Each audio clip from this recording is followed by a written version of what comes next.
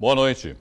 Os casos de roubos cresceram na Baixada Santista nos 3 primeiros meses do ano, em comparação com o mesmo período do ano passado.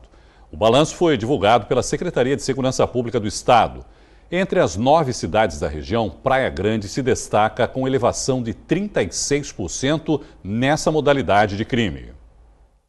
Seu André tem um comércio no bairro do Boqueirão, em Praia Grande. Em janeiro, passou por momentos de tensão sob a ameaça de criminosos que levaram parte de sua mercadoria. Eles chegaram, nós estávamos com o caminhão nosso aqui, fazendo uma descarga. Aí chegaram em 4 homens, renderam eu, o pessoal meu que estava no estabelecimento, trancaram nós no banheiro e levaram uma faixa de 7 a 8 mil reais de mercadoria, sabe? Um mês depois, no mesmo bairro, foi a vez da casa dele. Um carro branco estava passando à frente, viu que meu filho estava saindo, sabe? Eles desceram, renderam meu filho, só que eles não viram que eu estava já fora. Aí eu pedi ajuda para o vizinho e tal, e aí eles viram que não ia dar certo, foram embora. Mas já tinha rendido já minha família lá dentro, sabe? De casa. Na rua Rio de Janeiro, também no Boqueirão, este homem que não quer se identificar teve a moto roubada no mês passado. Eu estava aguardando minha namorada na frente da casa dela, e 5 indivíduos de bicicleta vieram, me renderam, pediram o celular, os 2 capacetes que eu estava para levá-la, o meu e o dela, e pediram o celular e arrancaram. Um deles pediu para tirar, só que por sorte não deu tempo de o único que estava armado reagir ou fazer alguma coisa, e eles arrancaram e levaram a moto. 3 dias após o ocorrido, os policiais foram até minha casa e me conduziram até a delegacia, pois eles tinham achado minha moto. Casos como estes têm sido mais frequentes em Praia Grande do que em qualquer outra cidade da Baixada Santista. É o que aponta o balanço divulgado pela Secretaria de Segurança Pública do Estado referente aos 3 primeiros meses deste ano. Se em toda a região metropolitana os roubos cresceram cerca de 12%, aqui na cidade este aumento foi o triplo, 36,5%. De acordo com o comandante da Polícia Militar da Baixada Santista, a corporação já está buscando medidas para reduzir esse índice. Temos feito um combate mais efetivo aos bailes proibidos, festas proibidas, que você tem uma aglomeração muito grande ali de pessoas, sem condições nenhuma, sem fiscalização nenhuma, e isso tem gerado alguns roubos, furtos também de celulares.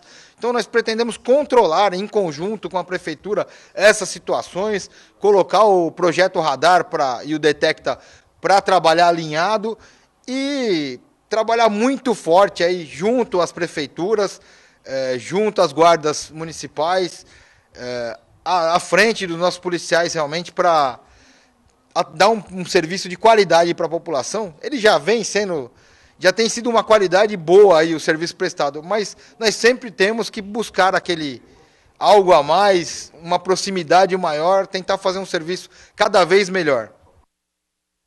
Em nota, a Prefeitura de Praia Grande afirma que a segurança pública é uma área que vem sendo tratada com prioridade. O texto destaca o trabalho da Guarda Municipal que, abre aspas, atua muitas vezes no patrulhamento preventivo e em ocorrências de roubo e furto, fecha aspas. A nota ressalta ainda o Centro Integrado de Controle e Operações Especiais, que é interligada com a Polícia Militar. O sistema possui 1.500 câmeras na cidade e funciona 24 horas por dia. E a Receita Federal apreendeu hoje 347 quilos de cocaína no Porto de Santos. A droga estava dividida em 10 bolsas dentro de um container. O destino da carga era o Iêmen, com baldeação na Espanha. A alfândega e a Polícia Federal também participaram da ação. A Receita já localizou quase 7 quilos de entorpecentes neste ano. Em Guarujá, o voto secreto está com os dias contados na Câmara de Vereadores. A mudança já entra em vigor a partir do próximo dia 13. Todos os 17 vereadores foram a favor do projeto de lei votado na terça-feira. O presidente da Câmara e autor da proposta explica que o voto secreto só acontecia em 4 situações. Para concessão de honraria, cassação de vereador, vice-prefeito e prefeito, o voto também era secreto. Voto secreto para votação dos vetos do Executivo, que são os projetos que a gente aprova, o Executivo não concorda, ele impõe um veto, esse veto retorna para casa para ser votado, e a votação era secreta. E principalmente a votação para eleger a mesa diretora a cada 2 anos, ou seja, para você eleger o presidente, o primeiro secretário, o segundo secretário e o vice-presidente da Câmara, a votação também se dava de forma secreta. A medida deve ser publicada no Diário Oficial do Município da sexta-feira da semana que vem e deve já começar a valer na sessão do dia 13. As votações acontecerão de forma nominal, ou seja, cada vereador será chamado e tem que dizer se concorda ou não com a pauta em questão. Nas ruas, a população pareceu estar satisfeita com a mudança. É uma coisa que deveria ser feita mesmo, né, para a gente ficar sabendo quem é quem, vamos se dizer, na minha opinião, né? Tudo que é democrático é bom que a gente acompanha, né, o desempenho, tudo, etc. E a gente fica sempre consciente das coisas, né? Então eu acho correto. Vamos falar agora de futebol. A 4 pontos da zona de classificação para a próxima fase do Campeonato Paulista, o Jabaquara corre contra o tempo para não morrer na praia. Faltando 5 rodadas, o Leão precisa vencer de qualquer jeito o São José amanhã. A principal aposta do técnico Gilberto Costa para uma volta por cima é um jovem de 18 anos. Chuteiras no meio do campo e uma atividade diferente hoje pela manhã. A proposta é desestressar a musculatura e a cabeça. Mudar a filosofia é uma alternativa quando tudo parece que está certo na teoria e na prática dá errado. Não adianta você ter volume de jogo se você não colocar a bola dentro do gol. Não adianta você ter volume de jogo e na hora de definir o zagueiro não tem um esforço, o goleiro não tem um esforço para tirar a bola. Simplesmente nós estamos dando a bola, oferecendo a bola para ele tirar o perigo do gol deles. E nós temos que fazer isso. Com o afunilamento da primeira fase, não dá mais para desperdiçar pontos, principalmente em casa. Faltam 5 rodadas. O Jabaquara tem 7 pontos e é o 5º colocado. Os 4 primeiros avançam na competição. O próximo adversário do Jabaquara é o São José, terceiro colocado do Grupo 4, com 13 pontos. A partida acontece no sábado, às 3 da tarde, aqui no Estádio Espanha. Nós precisamos ganhar um jogo de quem está ganhando também dos outros. Um time que está vencendo, para poder dar uma qualidade de jogo maior, com mais segurança e com mais responsabilidade, e a gente também acreditar que a gente possa chegar à classificação. Não tem uma forma mais coerente no futebol de dar a volta por cima do que fazendo gols. Para ajudar o Jabuca a aumentar o saldo de 5 tentos em 7 partidas, o técnico Gilberto Costa terá um reforço já para amanhã. O jovem atacante Luquinhas, de 18 anos, que veio do Guarani e teve passagens nas categorias de base de Santos e São Paulo, é esperança de dias melhores na Caneleira. É um jogador rápido, um jogador inteligente, pela beirada, um atacante que a gente está necessitando. E vem para compor o grupo e é um jogador que pode nos ajudar. A gente só espera fazer um bom trabalho, saber aproveitar a oportunidade que o professor Gilberto está me dando e agarrar. E já começou a treinar com o time, já está entrosado, como é que está a situação? Já, graças a Deus, eu cheguei, o grupo acolheu bem e vai dar tudo certo sábado. Com gol de preferência. Se Deus quiser. Já pelo Brasileirão, o Santos também entra em campo amanhã. Às 7 da noite, na Arena Corinthians, o Peixe enfrenta o time da capital sem Lucas Lima e Zeca. O clássico é válido pela 4ª rodada da competição. No último treino antes do clássico, Ricardo Oliveira batia faltas para calibrar a pontaria. Dorival Júnior conversava com o zagueiro David Braz e gesticulava muito. O conteúdo do papo ficou na imaginação dos jornalistas, já que na coletiva o técnico não entregou o que discutiam. Eles poderiam estar falando sobre a escalação do time? Quem seria o substituto de Zeca contundido? Matheus Ribeiro e Jean Mota são opções. Já no meio-campo, Lucas Lima, também machucado, segue de fora. Eu tenho que também tentar dar uma sequência ao Vladimir, e é o que eu sempre acredito, que o jogador ele possa produzir um pouco mais e melhor a partir do instante que ele tenha realmente a condição de uma sequência de trabalho. E eu reconheço, inclusive, que alguns jogadores dentro do próprio elenco ainda não tiveram essa possibilidade. Mas eu procuro sempre preferenciar esse tipo de situação. Mas para essa partida em especial ainda não tem nada definido. Os 11 titulares que irão entrar em campo são uma incógnita. Certo mesmo é que Dorival quer esquecer o mau futebol apresentado na última rodada, quando o Santos perdeu por 1-0 para o Cruzeiro na Vila Belmiro. Ele tentou justificar o mau resultado. Nós fizemos 6 jogos aí em 18 dias, né? Apenas 3 dias espaçando uma partida da outra, com viagens muito longas e sentimos muito o efeito nessa última partida, na minha concepção.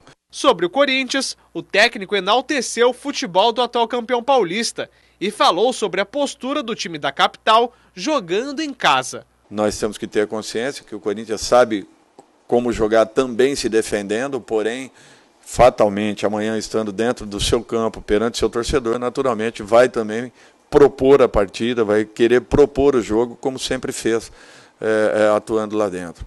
Eu acredito que nós estejamos preparados para toda a situação, isso já foi passado aos jogadores e vai depender muito também da nossa decisão, da nossa postura em campo para que tentemos aí neutralizar os pontos positivos da equipe do Corinthians.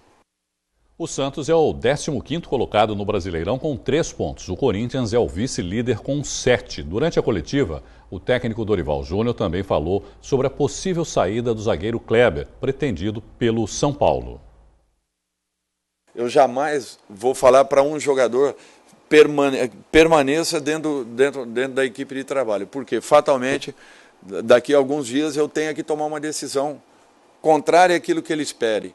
E eu não posso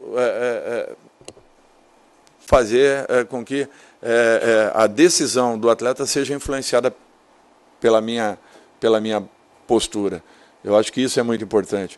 Foi o que eu sempre coloquei a todos os jogadores. Eu acho que as diretorias não podem deixar de posicionar os atletas, quer seja uma pequena proposta, uma grande proposta, o atleta tem que saber.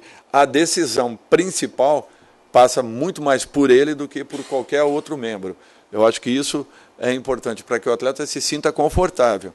Ele se sentindo bem aqui, que ele permaneça, porque a contratação foi pedida e é natural que ele, aos poucos, está se readaptando ao próprio futebol brasileiro. E o Kleber é um jogador que merece essa condição e essa consideração. Domingo tem desafio King Crab de CrossFit na Praia do Gonzaga, em Santos. Os detalhes com a repórter Bianca Midlash. Estão inscritas cerca de 300 pessoas e não somente do CrossFit, viu? De várias modalidades. Quem vai dar mais informações pra gente é o Ricardo Iglesias, que é um dos organizadores do evento. Ricardo, então vocês escolheram aí alguns exercícios a dedo para que qualquer um participe? Exatamente, a ideia não é que seja uma modalidade exclusiva e sim inclusiva. Qualquer pessoa que pratica qualquer tipo de atividade física, condicionamento físico, esporte, corre na praia, academia, funcional, qualquer pessoa desse tipo pode vir participar. E o que vai ter de exercício para a gente entender um pouquinho? A gente vai ter um pouco de corrida, um pouco de levantamento terra e a barra fixa, que é em suspensão. Além disso, a gente vai ter uns eventos paralelos, os workshops de treinamento funcional, kettlebell, calistenia, yoga. Vai ter o Espaço Kids também, algumas aulas com treinamento funcional para kids e no final da noite vão ter DJ, uma balada, uma coisa bem legal. Agora, fala pra gente, esse pessoal que tá aqui faz CrossFit, né? Explica pra gente o que é o CrossFit. Exatamente, elas são as alunas da academia de CrossFit. O CrossFit é um programa de treinamento físico. A nossa ideia não é buscar estética e sim saúde. Quando a gente pensa em saúde, a gente consegue alcançar a estética, consequentemente, pelo baixo percentual de gordura e alto de massa magra. Segundo a Escola Americana de Medicina, saúde, a gente tem 3 pré-requisitos. Força, flexibilidade e cardiorrespiratório. Mais ou menos o que a gente está incluindo dentro desse desafio.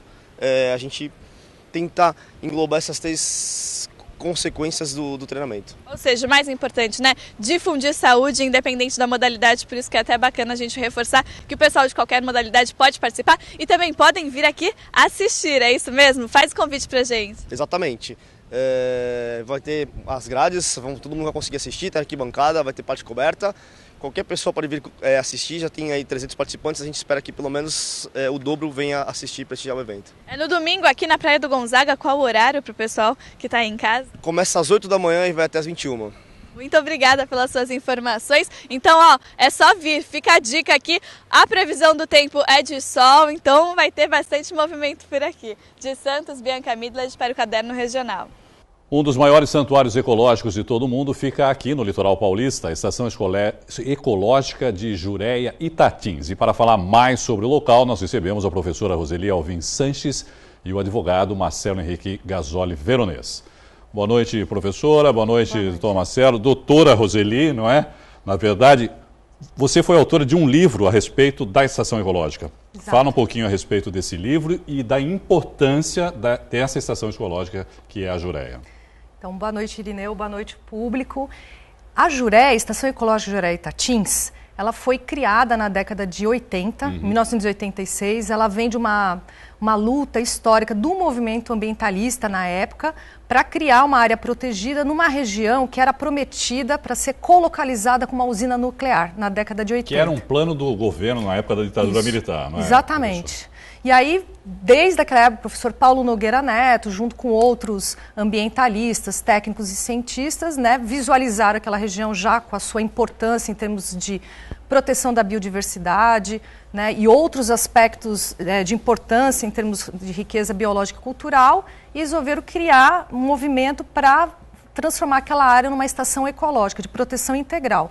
No entanto, nessa área viviam e vivem até hoje, né, famílias caiçaras tradicionais naquela região, que vem desde a época lá do período colonial. Quantas pessoas vivem lá hoje? Existe um levantamento desse número? Olha, mudou muito, né? Mas existiam até uns 5, 6 anos atrás um levantamento que dava em torno aí de umas 300 famílias no total da estação ecológica. Qual é o tamanho total da estação? A área da estação ecológica criada na época era de cerca de 80 mil hectares, aproximadamente. Continua com essa área ainda? Agora tem a discussão de uma nova reclassificação ali de outras unidades de conservação e aumentou, expandiu um pouco essa área, está perto aí dos pouco de 90 mil hectares. Que a gente vai falar daqui a pouquinho, que o doutor Marcelo vai esclarecer a gente sobre isso. Exatamente. Mas queria que a senhora continuasse falando por que é tão importante essa estação, professora? A Jureia... Por que ela ganha tanta importância? Ela é um dos últimos remanescentes de Mata Atlântica dentro do estado de São Paulo. A gente tem outras áreas importantes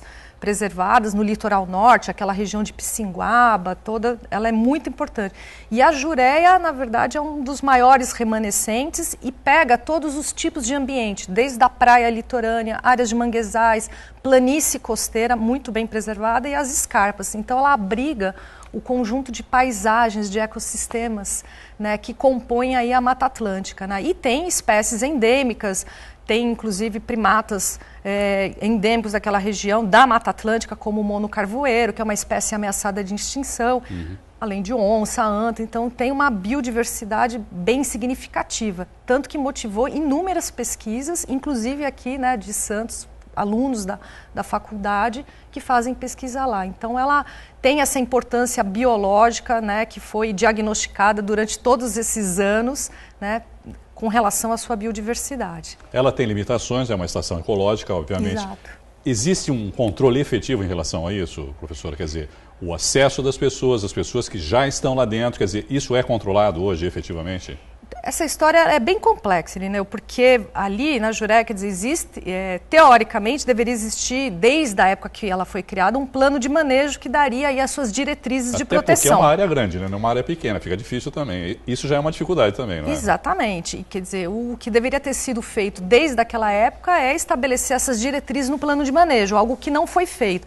Mas existia equipes de fiscalização para cuidar da proteção, equipes de pesquisadores que cuidavam da área de pesquisa e gestão daquela área. Mas de algum tempo para cá, né, em função de mudanças de política dentro do próprio governo, as equipes que cuidavam diretamente das áreas de proteção não só na Jureia, mas no estado de São Paulo, elas praticamente foram desconfiguradas, né, dentro, né, do âmbito na Secretaria do Meio Ambiente. Então, você tem pessoas que trabalham diretamente lá, mas ainda é uma equipe muito pequena para dar conta daquela complexidade que está ali. Não só da proteção do ponto de vista biológico, mas assistência àquelas famílias que ali permaneceram. O acesso é controlado? Como é que é feito o acesso? Algumas áreas é controlado e tem áreas que é proibida a entrada, né? É proibido a entrada. Proibido só para pesquisa e atividade de educação ambiental. Bom, há 11 anos, em 2006, o governo do estado tentou transformar a estação ecológica em um mosaico de unidades de conservação. Uma atitude que foi combatida, inclusive, pelo Ministério Público na época e que se repetiu dos dois lados em 2013. E aí o doutor Marcelo Veronese vai poder esclarecer um pouquinho a gente. Primeiro, né, Marcelo, o que são esses mosaicos, né, essas unidades de conservação? O que muda, o que mudaria, o que muda, o que é melhor, o que é pior? Então, boa noite, juridicamente Lineu. Falando também. Tá certo. Boa noite, Lineu, Roseli, telespectador que está em casa. Então, a gente pode entender o mosaico como uma reclassificação da estação ecológica. Tanto que nós referimos aqui várias vezes a estação ecológica. A estação ecológica é uma unidade de conservação que destina um determinado status protetivo àquela região. Quando o governo reclassifica a região, ele continua destinando uma parte como sendo estação ecológica, mas cria outras unidades de conservação em volta, com outros status protetivos. Mas aí, fora da estação que já existia? Não, dentro. Ainda dentro da própria estação? Dentro da estação, ele Entendi. reclassifica. Entendi. Em duas dessas regiões são criados parques estaduais, onde é possível desfrute para questões de turismo ecológico, e cria 2 reservas de desenvolvimento sustentável justamente para poder dar guarida à população tradicional que mora naquele local. Então, o mosaico... Para não simplesmente expulsar essa população de dentro da estação também, né? Exatamente, porque sendo estação ecológica, por ser uma unidade de proteção integral, a lei fala assim, a população tradicional teria que ser tirada dali de dentro. Não poderia continuar mais lá dentro. Não poderia continuar e teria que ser encaminhada para um trabalho de realocação, que é previsto em lei também. Com a criação do mosaico e 2 unidades chamadas reservas de desenvolvimento sustentável, essa população tradicional poderá permanecer nessa localidade, vivendo ali de maneira íntima com o meio ambiente e reproduzindo a sua tradição, a sua cultura e mais que isso, né, contribuindo com a preservação ambiental e auxiliando toda a sociedade de uma maneira em geral com o conhecimento que eles detêm sobre aquele local. Né, tudo aquela história que a gente fala, né? A pessoa tem uma dor de barriga, corre no mato, pega uma erva, faz um chazinho e cura. Quer dizer, não precisa tomar um remédio, ela detém um conhecimento sobre aquele recurso que está ali à disposição. Se essa população tradicional tivesse que sair dali, nós íamos perder esse conhecimento, que é um conhecimento precioso e que é detido por eles, porque afinal de contas estão ali há muitas e muitas gerações. Me parece que é muito mais interessante isso, em qualquer situação, é manter essas pessoas lá, mas, na verdade, passar uma orientação, talvez, para essas pessoas da importância do local onde eles estão vivendo, não é isso, professora? Quer dizer, é mais importante eles terem noção da importância de preservação também.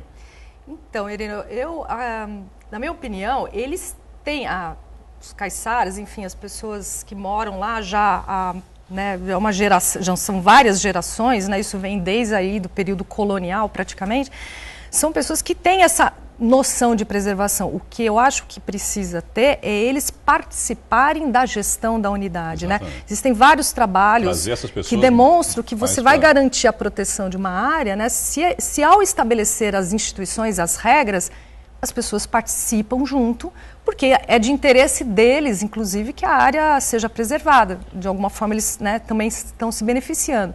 E tem um outro lado, que essas famílias, muitos, eu trabalhei com eles na década de 90, né, durante muitos anos, eles sempre contribuíram com pesquisadores, auxiliando muita gente para andar no meio do mato, para achar determinado lugar, pesquisar tal bicho. Então, sempre contribuíram, né, com conhecimento científico de alguma forma. Então, eu acredito que o caminho aí é eles participarem junto nas decisões que diz respeito ao futuro deles também, né? Um pouco do que o doutor Marcelo acabou de dizer também, né? Quer dizer, eles conhecem lá a planta. Exatamente. Né? Tá com dor de barriga, tá com dor de cabeça, se utiliza dos recursos naturais ali da própria floresta, no caso, e que depois pode acabar também ajudando na pesquisa, né, dos cientistas que estiverem lá. Exatamente. Lembrando que a possibilidade deles permanecerem no local é sobre regras muito bem definidas, praticando o desenvolvimento sustentável, né? Ou seja, eles não podem fazer o que eles querem, eles vão contribuir com a preservação.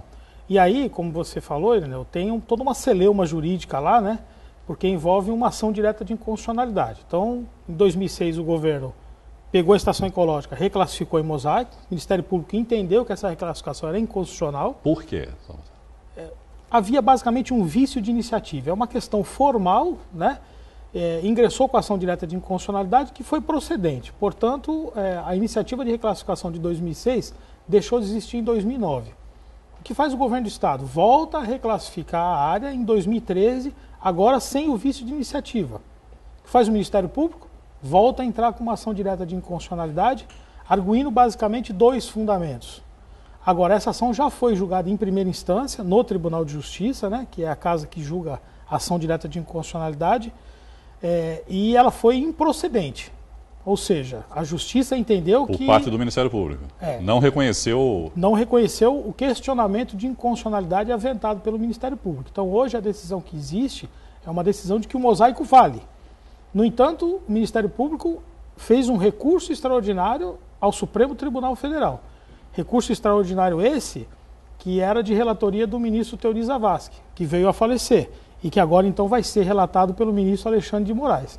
Então essa situação está pendente e enquanto isso existe toda uma indefinição na área, né, que gera uma série de inseguranças a essa população tradicional. Agora, eu queria entender o porquê desse recurso do Ministério Público, porque pelo que a gente estava conversando até fora do ar aqui, eu gostei do exemplo que você me deu a respeito do seguro, né? Você tem um seguro para o carro que só protegia, sei lá, o pneu do seu carro. E agora, nesse novo formato, vai proteger o vidro, a porta, tudo contra a batida, que é mais ou menos o que está acontecendo. Então, por que o Ministério não quer que isso aconteça, o Ministério Público? O Ministério Público invoca basicamente 2 argumentos, 2 fundamentos para esse questionamento de inconstitucionalidade. Primeiro, a existência do EIA-RIMA, que é o estudo de impacto ambiental. Tá. E segundo, é a violação a um princípio que não está explícito no ordenamento jurídico brasileiro, mas ele é implícito, deduz-se dos que estão escritos, que é o princípio da proibição do retrocesso ambiental. O Ministério Público entende que a reclassificação diminui o status protetivo da área, e isso é ruim ao meio ambiente, isso significa um retrocesso ambiental. Portanto, deveria ter sido feito um estudo de impacto ambiental, que não foi feito porque não se entende isso como sendo um retrocesso ambiental. A Justiça decidiu, não há retrocesso ambiental, muito pelo contrário. Existe um ganho a favor do meio ambiente, existe um ganho cultural também, né, pela preservação da cultura tradicional, que é uma maneira diferente, uma maneira ímpar de viver, que precisa ser preservada e prestigiada. Ganha-se com o conhecimento que essas pessoas detêm e que amanhã poderão gerar benefícios para todos nós, entendeu? Então não precisava fazer estudo de impacto ambiental na medida em que não tem retrocesso. Agora, essa questão está em aberto, ela vai ser decidida pelo Supremo Tribunal Federal, poderá voltar tudo a ser estação ecológica e todo mundo tem que sair de lá de dentro, poderá vigir o mosaico de unidades de conservação, automaticamente a população de uma maneira em geral vai poder desfrutar das benesses dos parques estaduais, né? Como por exemplo ali no Itinguçu tem uma cachoeira muito famosa que se vai muito, a Cachoeira do Paraíso, e a população tradicional poderá ser acomodada nas reservas de desenvolvimento sustentável, mantendo assim a perspectiva e a possibilidade de desenvolvimento da sua cultura. Bom, infelizmente o nosso tempo está estouradíssimo, teríamos muito mais assunto para falar, mas eu quero agradecer aqui, doutor Marcelo Henrique Gasoli Veronese e também a professora doutora Roseli Alvim Sanches pela entrevista. Uma outra oportunidade, de repente, quando solucionar esse problema do mosaico, não é, doutor Marcelo? Voltamos aqui para conversar. Obrigado e boa noite para vocês. Eu que agradeço. Obrigada. A edição de hoje fica por aqui. Reveja as reportagens em nosso canal no YouTube. É só acessar youtube.com/santaportal. Tenham todos uma ótima noite e um excelente final de semana. Eu volto na segunda e espero por você. Tchau.